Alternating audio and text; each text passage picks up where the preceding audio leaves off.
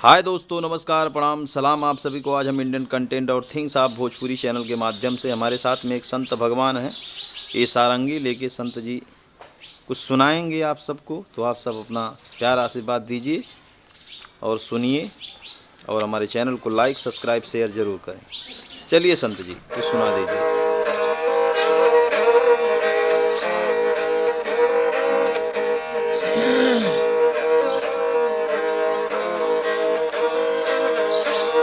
जगमा में अमर बाबा भरा थरी राजा, छोड़ दे हलव जैल क्या अपन राज। ढाई कई गुदरिया शाम देव बंगलवा के बीच रोए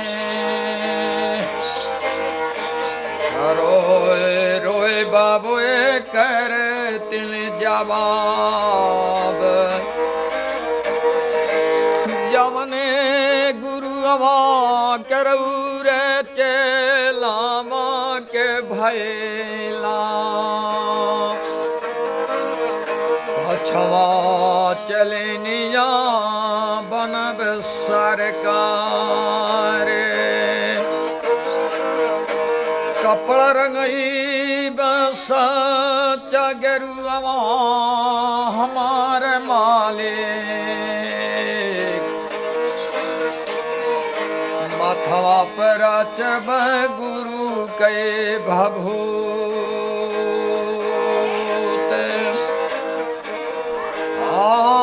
भर के गटैया उदर छिमाला माँ के पैना, साचा जोगिनिया बनब सरकार।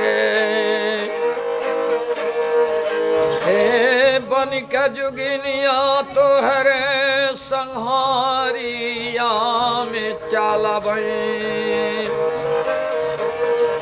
लेबा गुहानमा तू हम के लिया। तब तो बोला लड़का भरा थरी बाबा, कहना तुमाना बबुई हमारे। अरे बन के जोगिनिया हमरे संहारिया के चलबियो,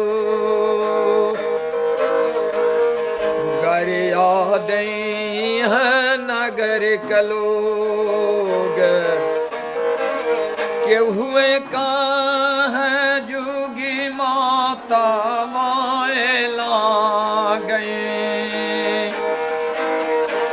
क्या हुआ बहनिया दई है बनाए। क्या हुआ कहाँ है जोगी जादुआ के डरा लाए, पर धन गोहना माला में ले आए। तीन गरिया हमरे गुदारिया पे पारी हैं, गुदरे हमरो व्यर्थ हो जाए। दई सरपमा गुरु गो राख बाबा,